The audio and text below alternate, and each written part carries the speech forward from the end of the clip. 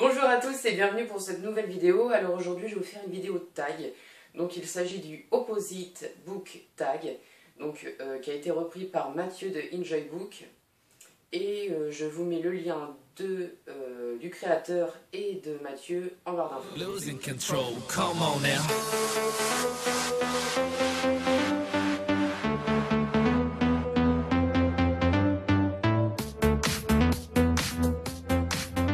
Fucking crazy. Alors on commence tout de suite avec le premier livre de ta collection et le dernier livre acheté. Alors le premier livre de ma collection, il s'agit de Tara Duncan, le tome 1, donc Les Sorceliers de Sophie Audouin-Mamikonian, publié aux éditions Seuil. Donc celui-là, ça a été ma toute première lecture et c'est lui qui m'a donné envie de lire et donc de continuer à faire un blog et tout ça.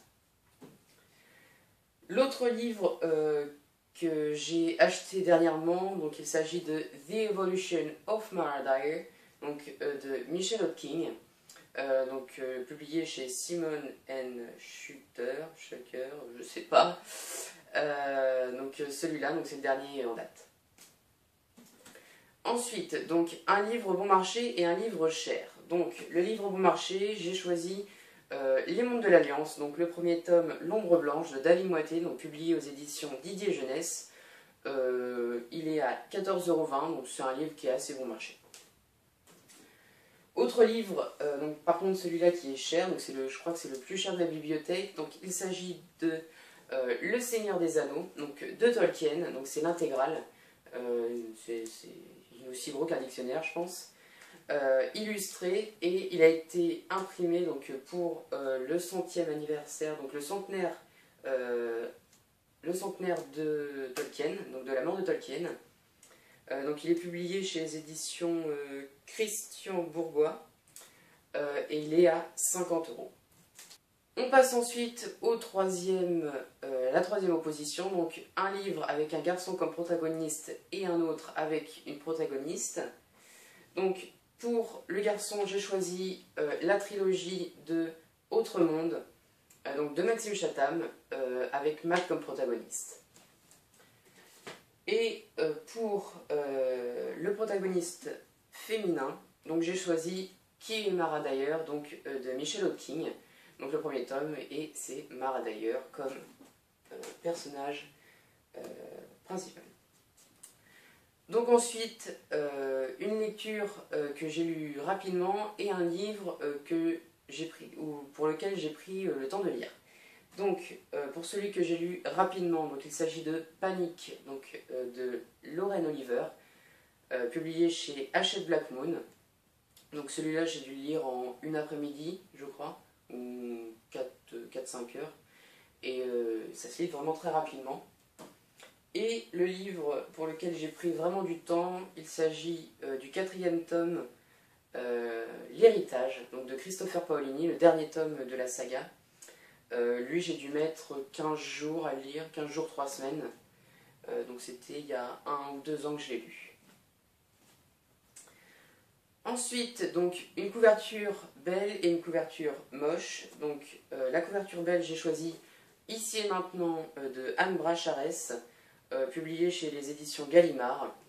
C'est une couverture que j'apprécie vraiment beaucoup. Il y a vraiment une continuité dans la couverture, on peut voir un visage quand on l'ouvre en entier. Lui, il est vraiment pas mal. Et le livre que je trouve vraiment très moche, c'est publié chez Le Livre de Poche, de Laird Honing, je sais plus. La petite fille au bout du chemin. Elle est vraiment moche aussi. C'est une image... bref, pas beau du tout quoi. Ensuite, un livre français et un livre international. J'ai choisi pour le livre français Animal, le tome 1, La Malédiction de Boucle d'Or, de Victor Dixon, publié chez les éditions Gallimard Jeunesse. Un livre français. Et un livre anglais plus précisément, il s'agit de A Kiss in the Dark, de Kate Clark, publié chez Robert Laffont dans la collection R.